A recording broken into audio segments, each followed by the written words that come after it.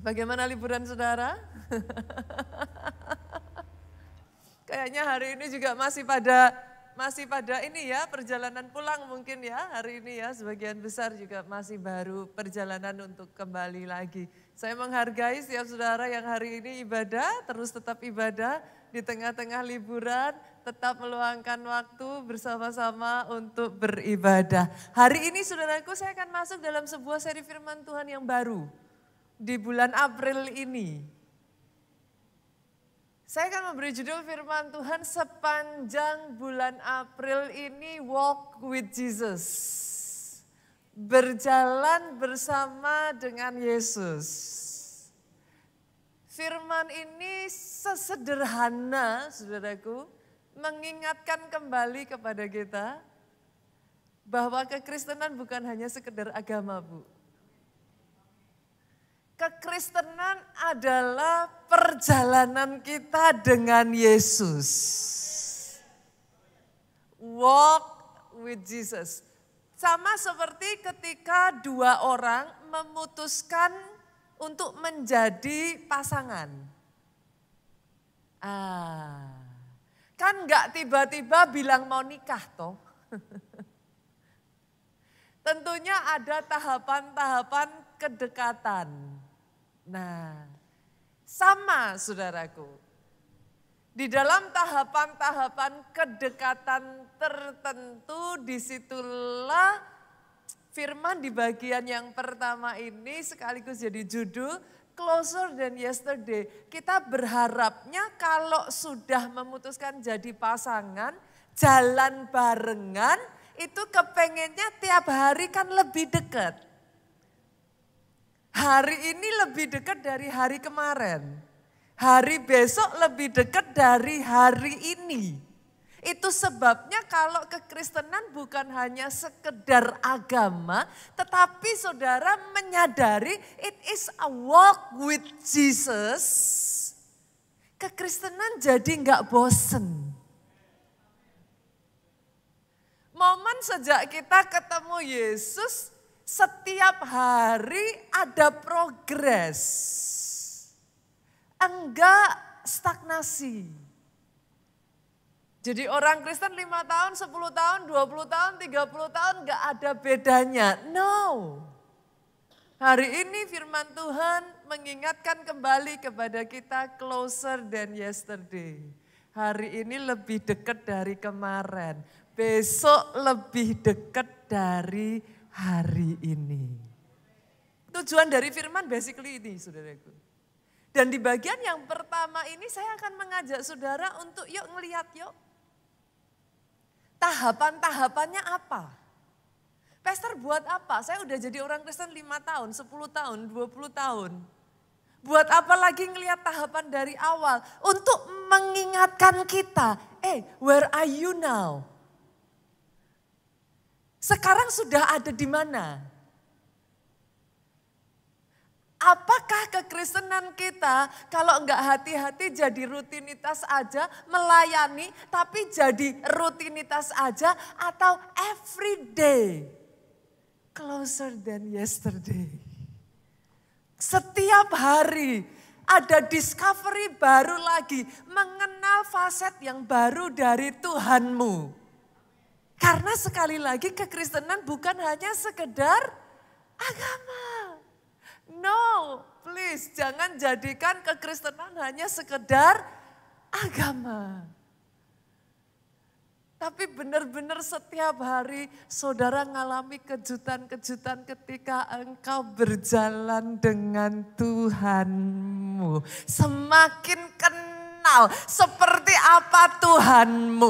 Masalahnya where are you now? Saudara ada di mana nih sekarang ini? Boleh nggak kita lihat? Saya akan membagikan kepada saudara tahapan-tahapan yang tentunya dimulai dari kalau pasangan dua orang mulai berpikir, oh oke, saya mau jalan bareng nih. Tentunya loh saudaraku bisa jadi tadinya kan belum kenal toh. Ya kan? Tadinya belum kenal sama. Di dalam kekristenan awalnya mungkin belum kenal. Saya bacakan dulu satu ayat ya saudara, Yohanes pasalnya yang pertama. Ayatnya yang ke-29 sampai ayat yang ke-31. Ayat ini buat saya sangat unik sekali. Nanti saya jelaskan kepada saudara kenapa saya menganggap ayat ini unik gitu. Pada keesokan harinya Yohanes melihat Yesus datang kepadanya dan ia berkata, "Lihatlah anak domba Allah yang menghapus dosa dunia." Dari ayat ini, ayat yang ke-29 ini saudara bisa menemukan bahwa Yohanes certainly sedang berbicara tentang Yesus dalam hal rohani. Saudara melihat ya, kalau Yohanes itu ngomong lihatlah anak domba Allah yang menghapus dosa dunia, berarti Yohanes sedang mengatakan dia menyadari kenapa Yesus turun ke dunia. Saudara bisa mengerti yang saya maksudkan di sini? Yohanes tidak sedang berbicara tentang hal jasmani. Yohanes sedang berbicara tentang ini loh anak domba Allah, ini sang juru selamat. Dia recognize Jesus. Tapi ayat ini terus lanjut saudaraku, dia ngomong. Yohanes melihat datang kepadanya dan ia berkata, lihatlah anak domba. Nah, ayat yang ke-30, dialah yang kumaksud ketika kukatakan. Kemudian daripadaku akan datang seorang yang telah mendahului aku, sebab ia telah ada sebelum aku. Yohanes bukan hanya tahu siapa Yesus, Yohanes menceritakan tentang Yesus. Dan dari ayat yang ke-30 ini saya lebih yakin lagi Yohanes tidak berbicara hal jasmani Pak. Kenapa? Karena ayat ini mengatakan dia ada sebelum aku. Which is itu impossible secara jasmani. Karena Yohanes lahir lebih dulu dari Yesus. Jadi ayat 30 ini certainly kita tahu Yohanes sedang berbicara dari sisi yang lain tentang Yesus. Nah yang membuat ayat ini unik saudaraku sesungguhnya adalah ayat 31 Pak. Ayat 31 ngomong kayak gini, aku sendiri pun mula-mula tidak mengenal dia. Lah kok bisa? Coba renungkan perkataan saya ini. Maria sama Elizabeth itu cousin. Kita bersama tahu mengenai hal itu. Saudara kalau semisalkan saudara cousin, sepupu, saudara punya anak, sepupu saudara punya anak dengan adat ketimuran saudaraku yang di zaman itu ada yang namanya celebrating hari raya. Ketemu enggak tuh? Ketemu. Jadi ketika Yohanes berbicara, mula-mula aku sendiri pun tidak mengenal dia. Kata-kata ini aneh. Masa sama saudara sendiri gak kenal? Tapi ketika kita menarik dan kita tahu Yohanes sedang berbicara tentang bukan jasmani tetapi rohani. Yohanes itu pengen ngomong, Pak, tahu bukan berarti kenal. Yang mengerti katakan amin. Sesederhana hari ini saudara ada di tempat ini, kita hidup di bangsa Indonesia, entah bagaimana saudaraku di zaman kita SD, kita semua diajarkan 5 agama kan. Mau saudara dari agama apapun, pasti pernah dengar. Seperti anak saya Jen di SD diajarkan, oh orang Kristen rumah ibadahnya namanya gereja. Hari raya yang dirayakan apa? Natal. Natal itu apa? Perayaan kelahiran Yesus. Jadi siapapun saudara, kalau saudara hidup di Indonesia ini, entah bagaimana di dalam pelajaran agama atau pelajaran bahasa, saudara tahu. Yang mengerti katakan amin. Apalagi kalau saudara hidup di keluarga Kristen. Entah bagaimana, pasti pernah dipaksa orang tua ke gereja. Gitu. Kalau dipaksa orang tua, kenapa saya katakan dipaksa? Belum tentu loh semua anak senang diajak ke gereja. Loh, jangan salah saudaraku. Belum tentu semua anak saudara diajak ke gereja dia happy. Tapi setidaknya kalau orang tuamu dari keluarga Kristen pasti pernah ke gereja. Di gereja pendetanya ngomong tentang Tuhan Yesus. Jadi tahu kan? Tahu. Apalagi saudara. Entah bagaimana mungkin sebagian dari saudara ada yang bersekolah di sekolah Kristen. Atau sama orang tuanya disekolahkan sekolah Katolik. Kalau setahu saya di sekolah Kristen, di sekolah Katolik, ada loh yang namanya kewajiban, yang namanya kayak ibadah gitu. Mereka punya sebagian kalau di sekolah anak saya namanya assembly. Itu harus ikut. Kalau enggak ikut mempengaruhi nilai. Nah, berarti tahu tentang Yesus. Hanya hari ini, this is my point saudaraku.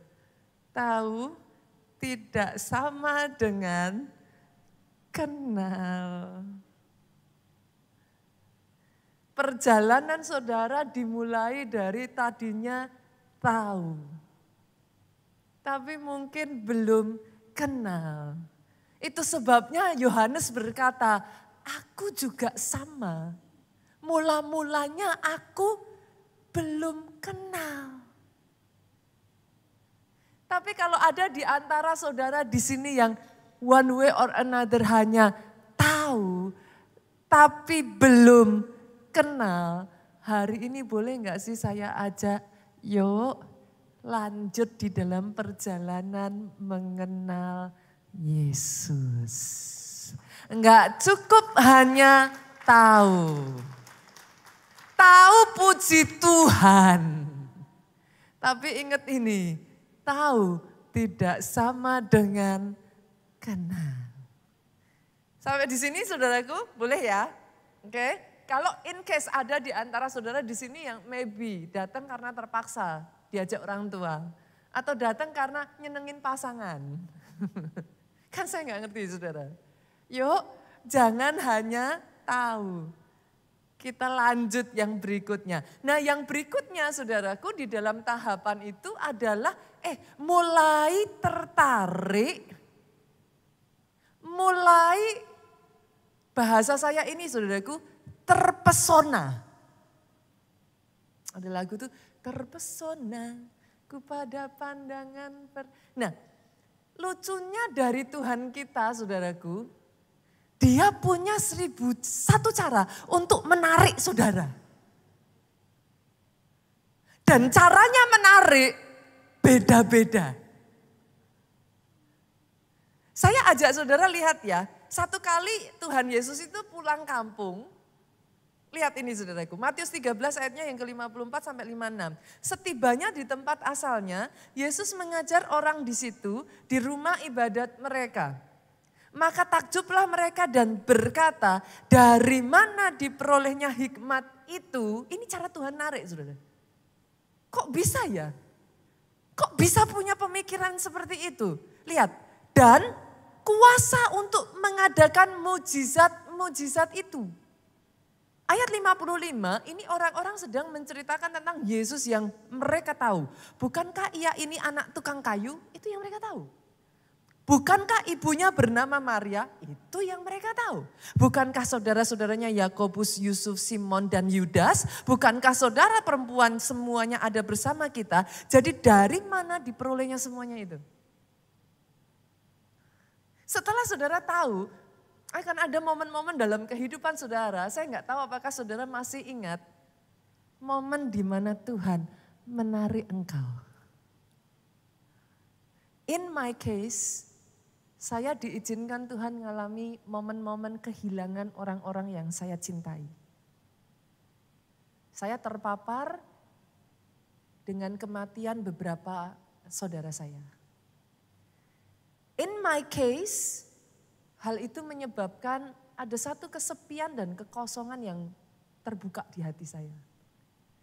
Itu momen di mana Tuhan menarik saya. Coba saudara, saya nggak tahu nih, masing-masing dari saudara beda-beda momennya. Ada sebagian orang-orang yang ngalami diizinkan Tuhan sakit tertentu. Disitulah saudara berseru kepada Tuhan. Ada sebagian mungkin dari saudara ngomong, Tuhan kalau Tuhan sembuhkan aku. Nah itu momen saudara. Ketika sungguh-sungguh saudara ngalami seperti Pak Obaja, yang tadinya rambutnya rontok, setiap hari rambutnya rontok sampai akhirnya, ini cerita dari Pak Obaja sendiri saudaraku. Mengalami bukan hanya kebotakan Bu, puji Tuhan kalau sekalian botak Bu. Pita saudara. Itu benar-benar memalukan, kenapa? Karena dari rambut itu seperti kayak pulau dan benua saudara. Kan gak cakep ya. Nah tetapi ternyata itu dipakai Tuhan, disitulah Pak Obaja teriak. Kalau benar ada Tuhan, sembuhkan aku. Setelah dia berusaha pergi ke banyak dokter, berusaha pergi ke banyak dukun, tapi nggak pernah ada kesembuhan. Ketika dia mengalami kesembuhan, Tuhan Yesus menarik perhatiannya. Jangan-jangan benar ada yang namanya Yesus. Saudara mengerti yang saya maksudkan? Satu kali saudaraku ada seorang kapten kapal yang bernama John Newton. Dia ini adalah seorang kapten yang terlibat dalam penjualan budak saudaraku. Dia hidup dengan cara yang sangat keras, hidupnya bergelimang dosa saudaraku. Dia mabuk-mabuan, semualah saudaraku. Dia narkoba saudaraku, obat-obatan.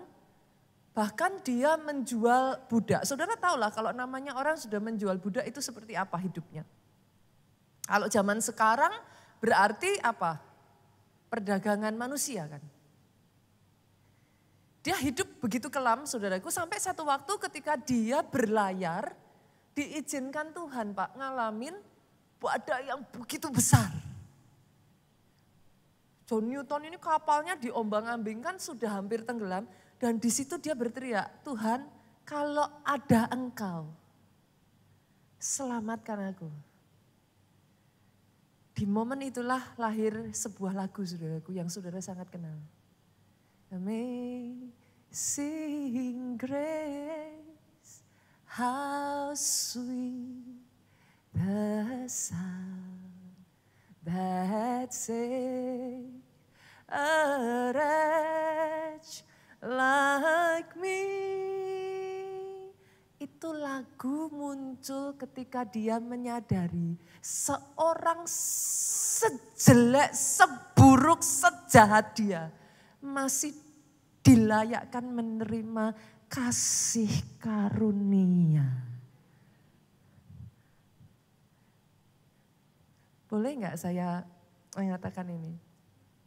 Kalau ada di antara Tuhan yang hari ini lewat momen apapun itu Tuhan sedang memanggil engkau, jangan abaikan. Caranya boleh berbeda. Tapi ingat, kekristenan tidak pernah hanya sekedar agama. Kalau kekristenan hanya agama begitu mudah nantinya saudara meninggalkan seperti saudara memakai baju yang lain. Tapi kalau kekristenanmu adalah pengalaman pribadimu, walk with Jesus. Orang yang sudah mengalami Yesus dalam hidupnya tidak akan pernah sama.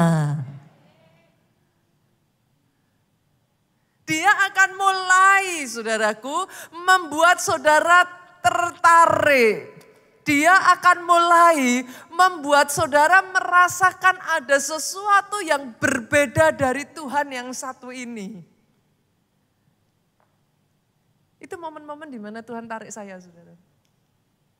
Saya yang tadinya anak kecil nggak pernah mau ke gereja. Saya selalu pergi dengan teman-teman, dengan saudara karena di rumah saya itu satu dengan yang lain dekat, saudaraku. Jadi hari Minggu itu momen yang berharga sekali.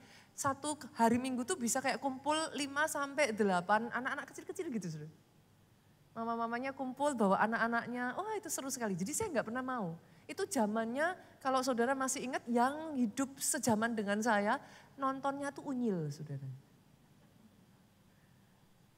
Nah Itu kayak hari Minggu tuh kayak waktu itu kalau saudara ingat ya, itu hari Minggu tuh ada film kartun gitu. Nah itu kayak diajak ke gereja tuh susahnya minta ampun. Di momen itulah Tuhan mengizinkan ketika saya kehilangan saudara, saya kehilangan yang terdekat dari saya itu. Disitulah saya mulai mencari Tuhan. What is yours? Jangan pernah lupakan momen yang ini saudaraku.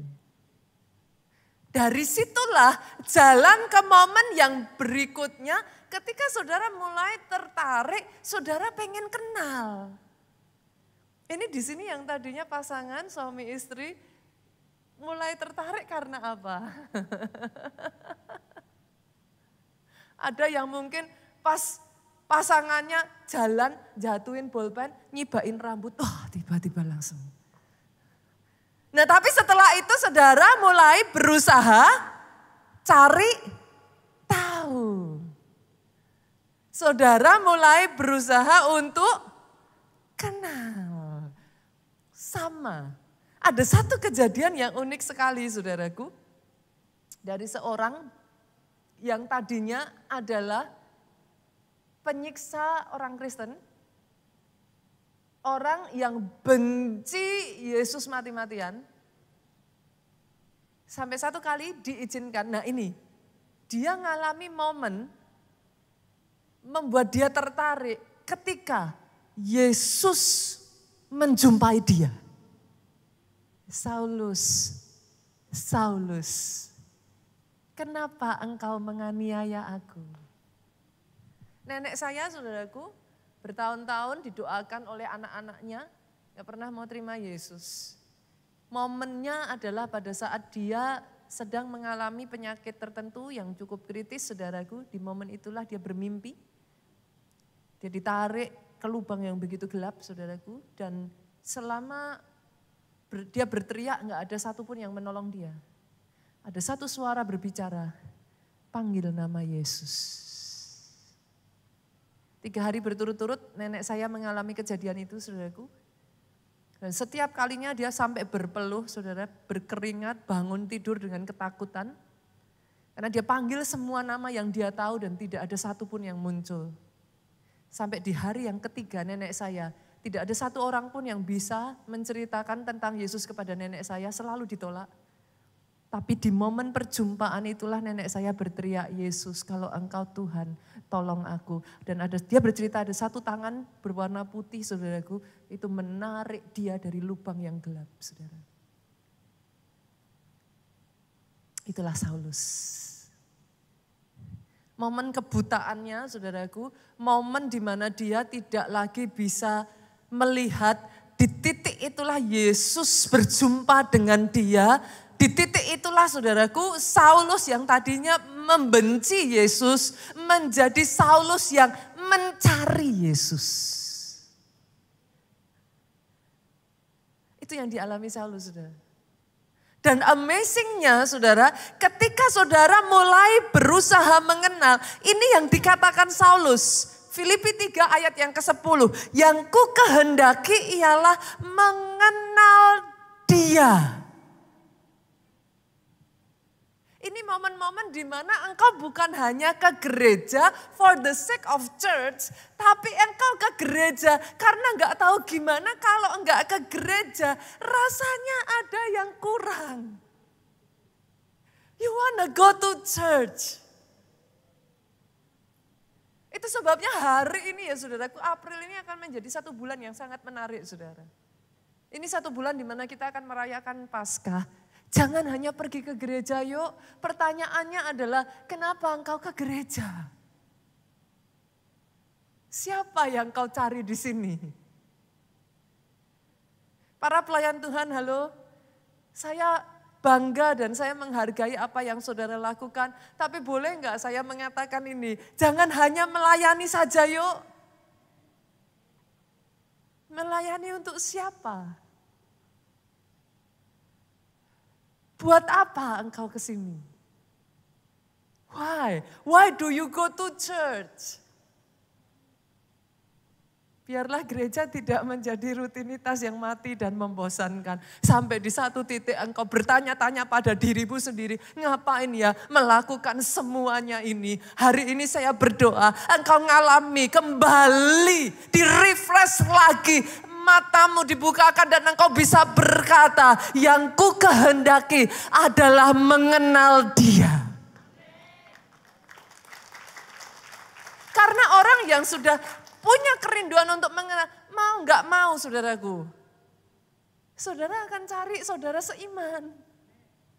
Di mana ketemu saudara seiman? Kan nggak mungkin toh dalam nama Yesus di tempat jedak-jeduk klub malam. Dalam nama Yesus jangan ketemu saudara seiman di sana ya saudaraku.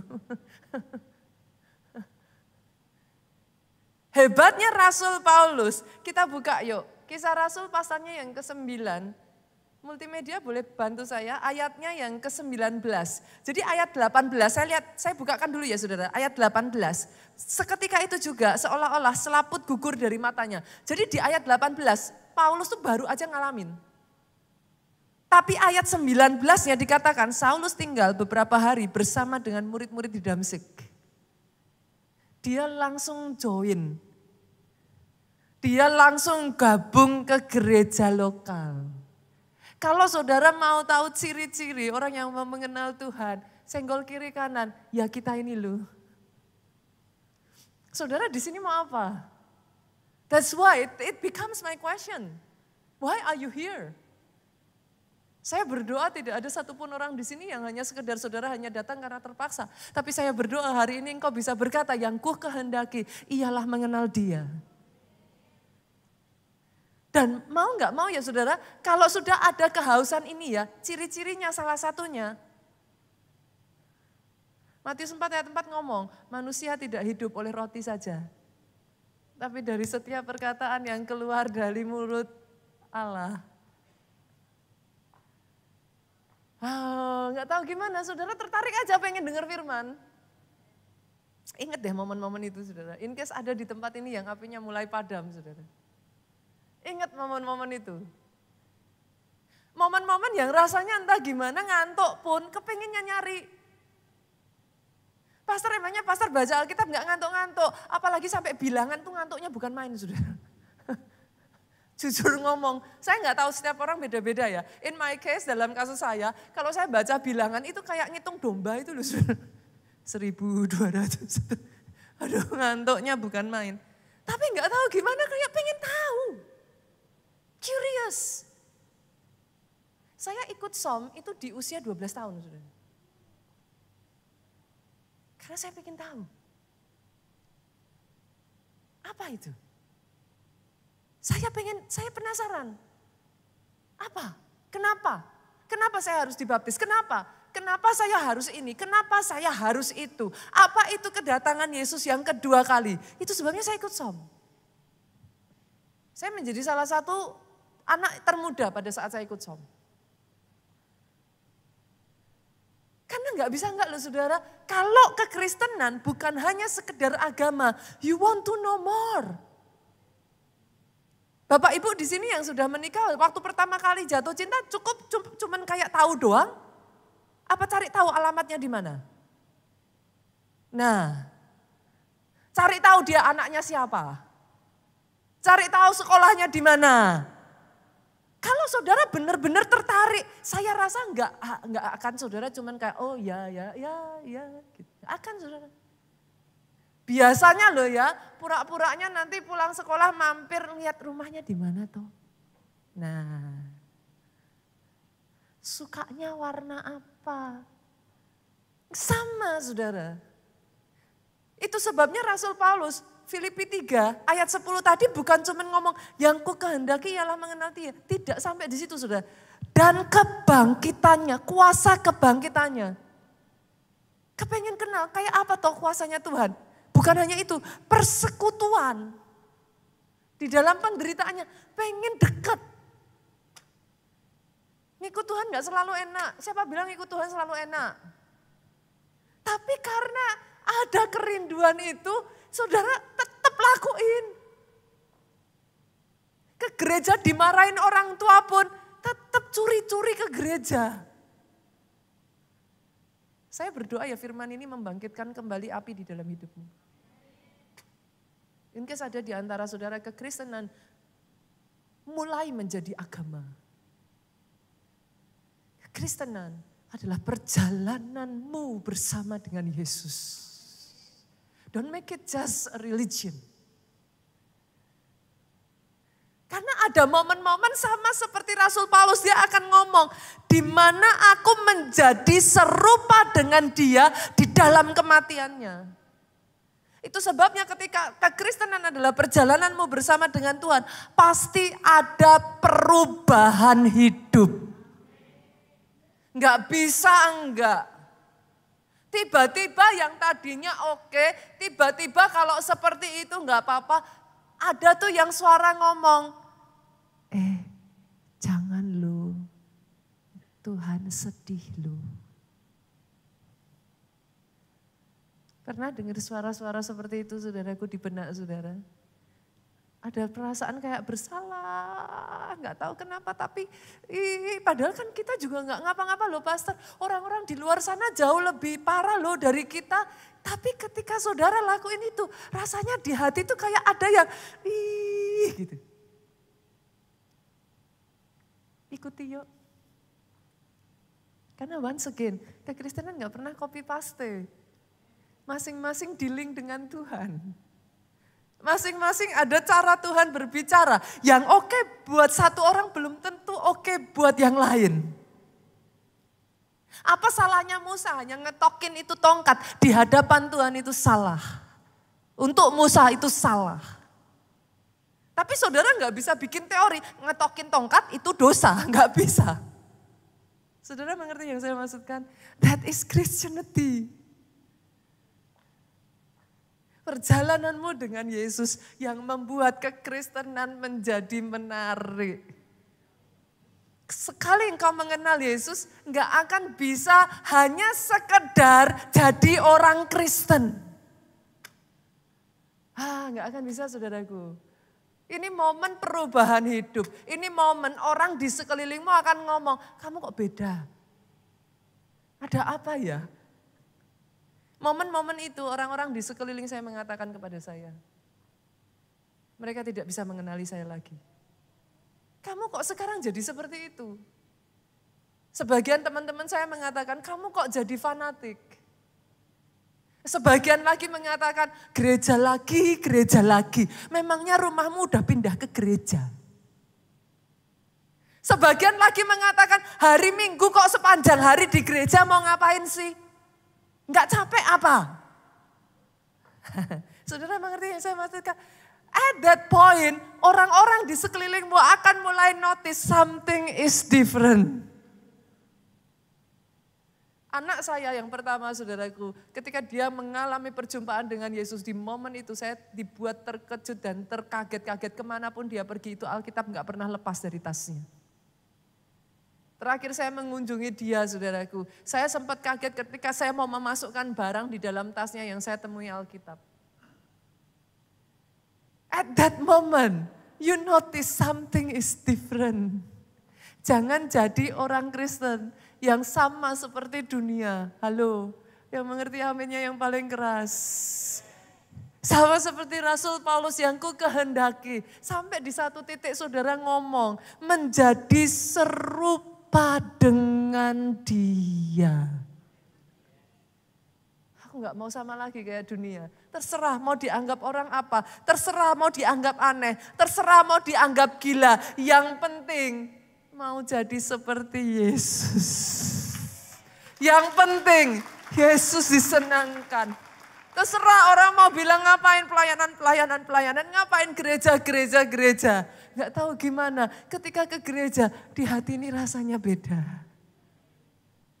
That is a walk with Jesus. Di momen itulah saudaraku, saudara jalan lagi tuh. Engkau mulai percaya kepada Yesus. Loh, kok lucu pastor? Benar saudara, memang lucu. Yuk, Yohanes 2 ayatnya yang ke-11 tuh ngomong gini. Hal itu dibuat Yesus, satu kali Yesus sedang datang ke pesta pernikahan, saudara masih ingat ya, yang di Kana Galilea. Hal itu dibuat Yesus di Kana yang di Galilea sebagai yang pertama dari tanda-tandanya. Ini mujizat pertama. Dan dengan itu ia telah menyatakan kemuliaannya. Lihat apa yang terjadi saudara. Ini lucu sekali. Ayat ini sangat unik sekali. Dan murid-muridnya percaya kepadanya. Berarti sebelumnya apa? Loh, kalau enggak hati-hati, saudara bisa jadi orang Kristen, but at the same time dunia enggak bisa bedain antara saudara dengan orang Kristen. Kenapa? Percaya Yesusnya belum tentu mau jadi serupa dengan Yesus. Loh, jangan salah loh saudara. Percaya dengan Yesusnya belum tentu diikuti dengan menjadi serupa dengan Yesusnya. Itu sebabnya ayat ini mengatakan hari itu murid-muridnya percaya. Kenapa saya harus mengatakan ini? Banyak orang di gereja selama your life is okay, everything is okay, saudara tetap ke gereja. Tapi bagaimana ketika sesuatu terjadi? Pandemi kemarin mengajarkan kepada saya sesuatu hal saudaraku. Itu sebabnya banyak pengajaran di gereja kita ini cara kita berbicara berubah. Karena ternyata percaya Yesus, datang ke gereja saja, it's not enough. Seberapa engkau percaya Tuhanmu.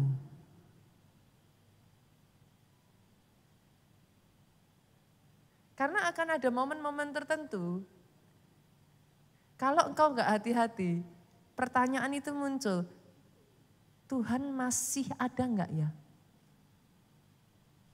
Kok kayaknya Tuhan enggak dengar doaku deh.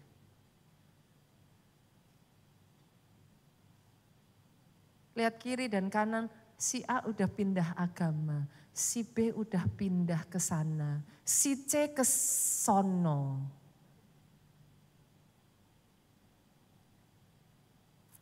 Kalau kekristenan hanya sekedar agama, yes it can be. Jangan heran. Dengan fenomena yang terjadi, jangan heran. Buat murid-muridnya aja, pertanyaan saya loh saudaraku, itu murid-murid namanya disebut murid-murid udah ngikut Yesus belum? Sudah loh, hidup sama Yesus loh. Tapi kok lucu ayat ini bisa ngomong, hari itu murid-muridnya percaya kepadanya. Saya berdoa ada momen di dalam kehidupan saudara ya, di mana kepercayaan itu goes beyond. Dan saudara berkata, sekali Yesus, selamanya Yesus, harapanku tak akan hilang. Karena kasih-Nya sekarang ku ada, oh Yesusku. Nah ini, ku cinta Kau selamanya.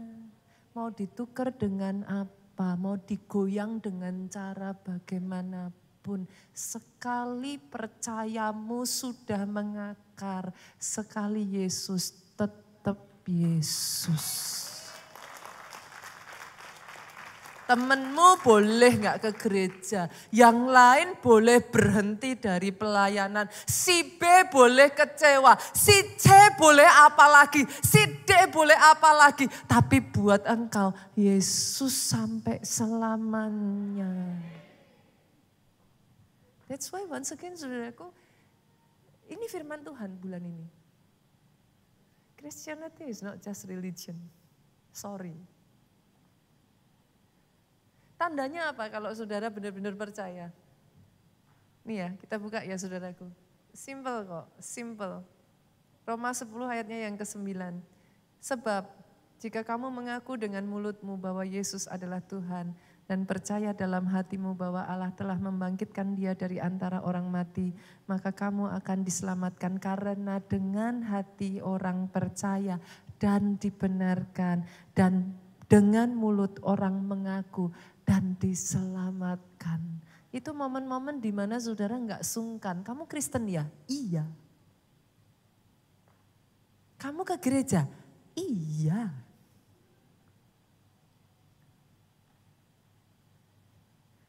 Kok pakai bahasa roh aneh-aneh? Iya. Itu ngapain itu? Iya.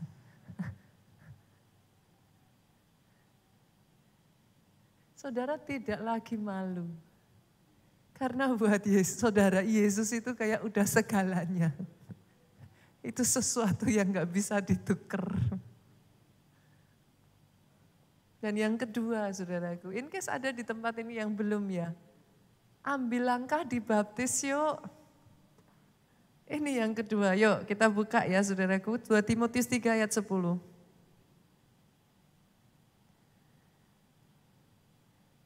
Tetapi engkau telah mengikuti ajaranku, cara hidupku, pendirianku. Sorry. Markus 16 ayat 16, sorry. Siapa yang percaya dan dibaptis akan diselamatkan, tetapi siapa yang tidak percaya akan dihukum. Berarti salah satu tanda orang percaya adalah dibaptis. In case ada di antara saudara yang sudah sekian lama terus maju mundur kayak lagunya Syahrini ya saudara. Maju mundur.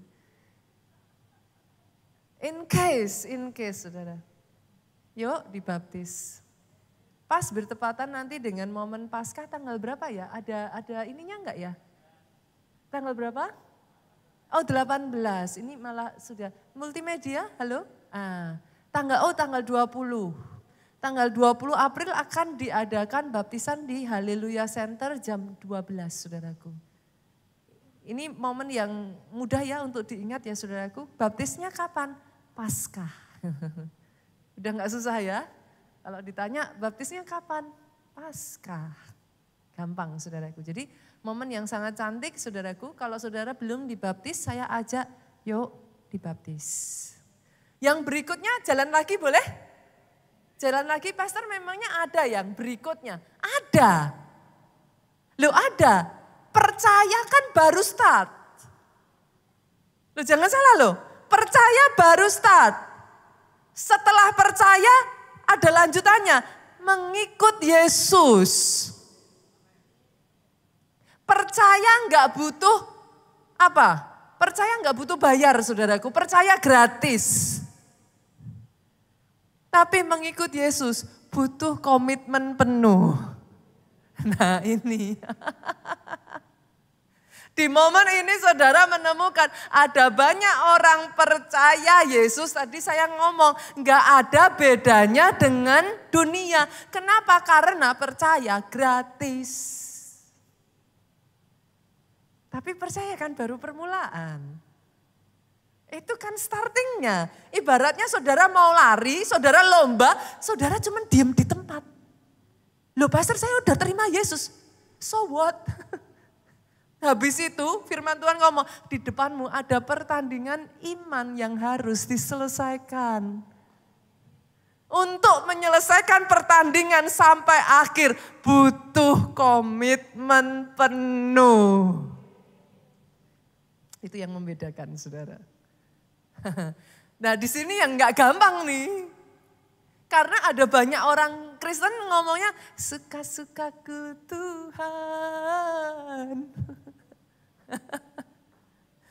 Nah di titik ini komitmen udah jadi bagian. Nah apa sih saudaraku artinya mengikut Yesus? Harus tahu dulu.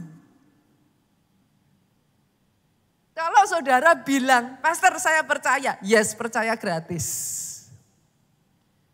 Tapi percaya untuk apa? Kan ada next. Mengikut Yesus. Apa artinya mengikut Yesus? Kita buka. Yuk. Matius pasalnya yang ke-16 ayat 24. Ini arti mengikut Yesus. Lalu Yesus berkata kepada murid-muridnya, ini Yesus sendiri yang ngomong. Setiap orang yang mau mengikut aku, sama-sama dengan suara keras 2, 3. Yang ngomong siapa? Saudara sendiri. Loh, lah ini ada ayatnya saudara. Jadi kalau saudara bilang ikut Yesus maunya enak terus, ini ayatnya dibaca saudara. Makanya senggol kiri kanan, baca Alkitab. Kenapa kalau saudara nggak baca Alkitab, saudara jadi salah sambung. Miss. Saudara berpikir ikut Yesus serba enak. Tapi Yesus ngomong, kalau engkau mau mengikut aku, engkau harus menyangkal diri. Menyangkal diri itu, saudara, aku maunya gini loh Tuhan. Tapi kalau Tuhan maunya gitu, ya aku ikut Tuhan. Nah itu kan ya gak gampang toh. Nah, banyak orang zaman sekarang itu jadi orang Kristen, tadi itu saudara, suka-sukaku Tuhan. Serba kata-katanya gini, lah itu katanya. Loh kenapa sih nggak balik ke sumbernya aja? Baca Alkitab, beres. Kan sumbernya itu. Sumbernya ini, saudara. Salah satu ciri-ciri utama ya saudaraku, saudara menjadikan Alkitab sebagai kompas. Mau tahu kehendak Tuhan apa? Kan ini kan bilangnya kan menyangkal diri toh. Kalau menyangkal diri mau kita apa, kita ngikuti maunya Tuhan kan harus tahu maunya Tuhan apa. Dari mana tahu maunya Tuhan? Baca Alkitab. Alkitab harus jadi kompas saudaraku, nggak bisa lagi. Nah ini in case ada di sini yang saudara mulai gini, kok saya nggak ngerti ya, ternyata jadi orang Kristen harus begitu ya. Saya pikir cuman ke gereja doang sudah cukup gitu. Boleh? Halo? Gak lagi suka-sukaku ya? Mengikut aku ya harus menyangkal dirinya. Ini gak enak saudara. Ibu-ibu, firman Tuhan ngomongnya apa? Taat kepada suami. Itu bagian itu tuh sekarang di janji pernikahan. Di sebagian orang banyak dihilangkan loh saudara. Yang lain-lain boleh ada, tapi yang itunya nggak mau Saya juga wanita karir kok pastor. Memangnya saya nggak bisa sendiri. Ya tapi firmannya ngomong gitu. Tapi sebaliknya suami kasihlah istri. Ini ada sebagian yang mungkin masih gini. Salah satu cirinya kompas Alkitab jadi kompas. Alkitab jadi pegangan. Karena memikul salib, itu enggak gampang saudara. Memikul salib itu enggak seperti yang hanya saudara pikirkan, artinya hidup menderita. Enggak usah yang susah-susah dulu lah, enggak usah yang menderita dulu saudara. Disuruh doa setiap hari itu dulu aja, tidak sanggupkah engkau berjaga-jaga 1 jam saja?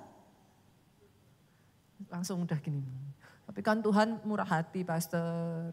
Tuhan kan maha penyayang, pastor. Suka-sukaku Tuhan. Paling enak ya, saudara. Jadi orang Kristen kan paling enak gitu. Suka-sukaku Tuhan. Lah tapi Tuhan ngomongnya apa? Boleh nggak sekali-kali suka-sukanya Tuhan? Kalau sudah suka-sukanya Tuhan protes. Tuhan di mana? Tuhan nggak sayang aku. Tuhan gak ada, Tuhan gak dengar doaku. Lah ya memang yang Tuhan mau itu diproses. Lah saudara maunya hasil, Tuhan maunya proses. Saudara bisa ngerti sekarang? Doa saya kekristenan bukan hanya sekedar agama, itu aja saudaraku. Hari ini ada orang-orang yang berkata, yang ku kehendaki adalah mengenal Dia. Sama seperti Rasul Paulus. Karena tanda-tanda yang berikutnya ya saudaraku, ini yang paling lebih gak enak lagi. Tanda-tanda yang berikutnya saudara mengikut Yesus itu mau dimuridkan. Nah lebih gak enak lagi tuh. Suka-sukaku Tuhan. Mau dimuridkan itu apa? Senggol kiri kanan, komsel. Aduh pastor, saya udah tahu pastor. Saya udah jadi orang Kristen 30 tahun. Itu pemuridan kan ngomongnya ya itu aja. Saya sudah tahu. Nah loh. Pemuritan enggak segampang itu loh saudaraku. Pemuritan membuat saudara ada di bawah tudung rohani. Dibutuhkan komitmen dan kesetiaan untuk tetap menundukkan diri menjadi seorang murid yang selalu lapar untuk belajar hal yang baru. Enggak gampang, mengikut Yesus enggak gampang. Siapa bilang gampang? Yesus tahu kok enggak gampang. Tapi saya berdoa, hanya yang bertahan sampai kesudahannya yang akan selamat itulah saudara.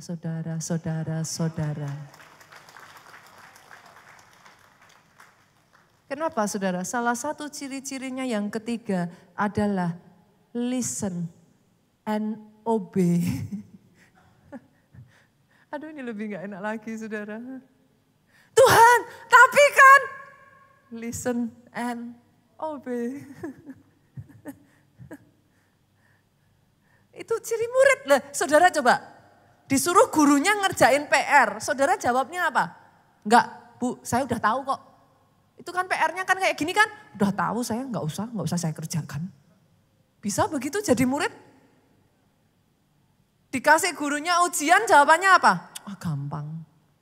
Enggak usah ikut ujian, enggak apa-apa. Enggak usah, ngapain ujian, repot belajar. Halo, masih mau jadi murid enggak? Hah? Lah yang paling lebih susah lagi loh. Ditampar pipi kiri, enak aja.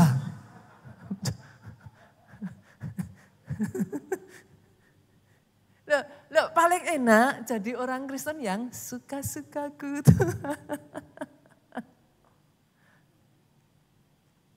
Aduh Tuhan Yesus. Ini enggak apa-apa ya saudaraku ya.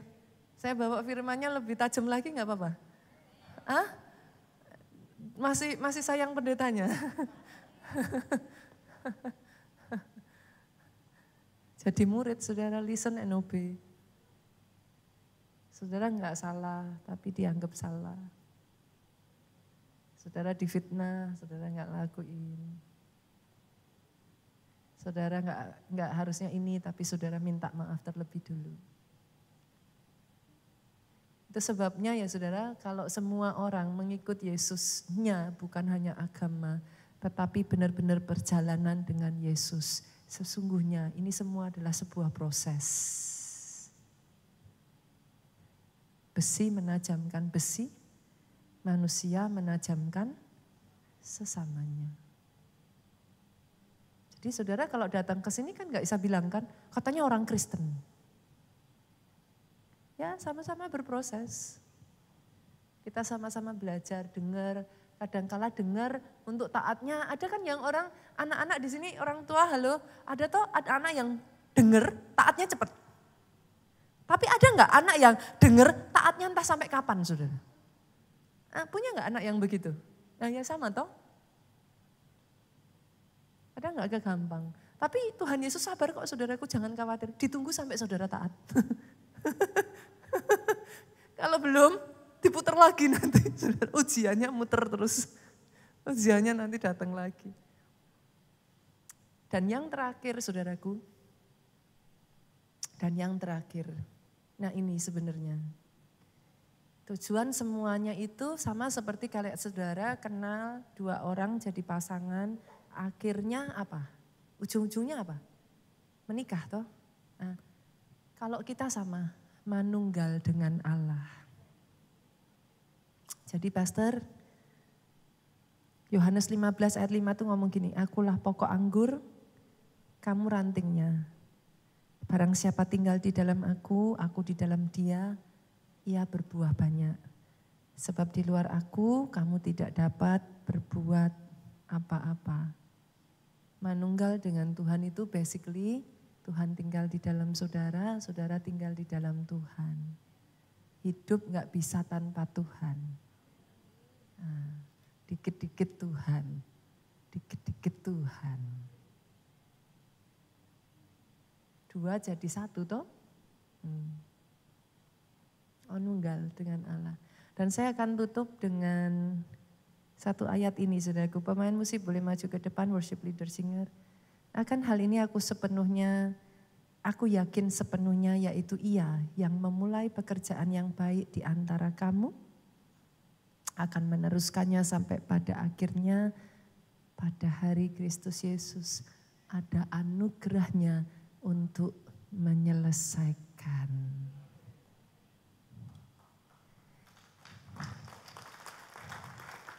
Ku terhubung denganmu.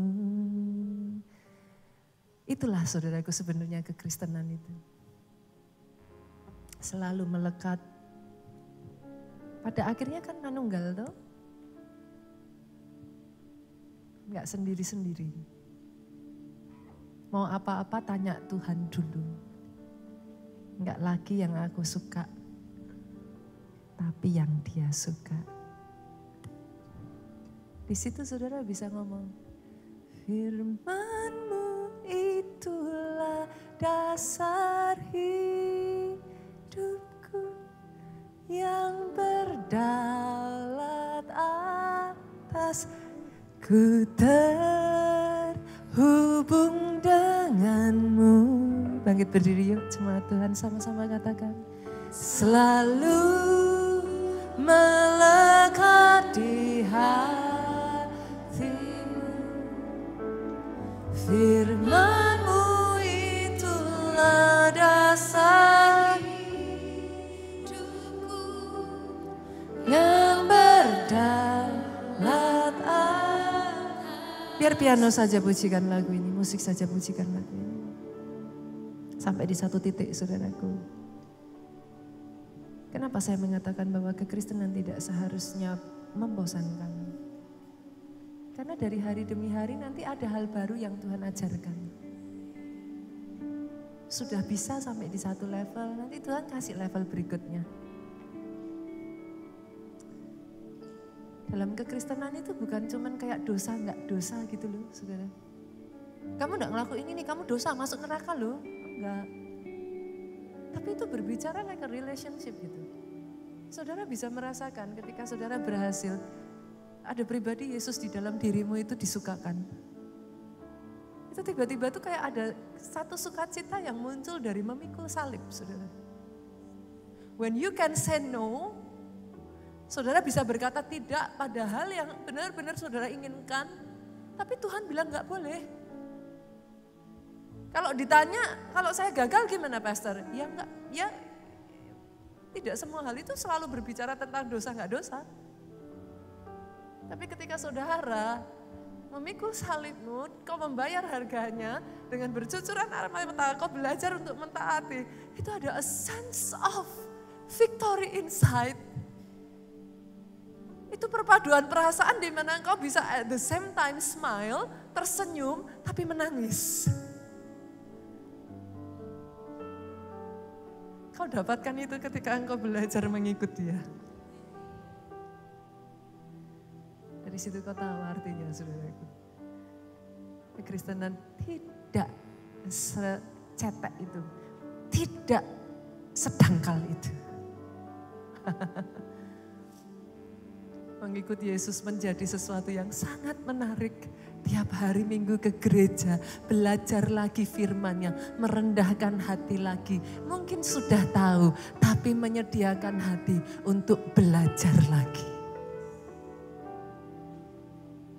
Dari situ engkau bisa berkata, ku terhubung denganmu, selalu melekat di hatimu. Engkau semakin bertambah dan aku semakin berkurang. Dasar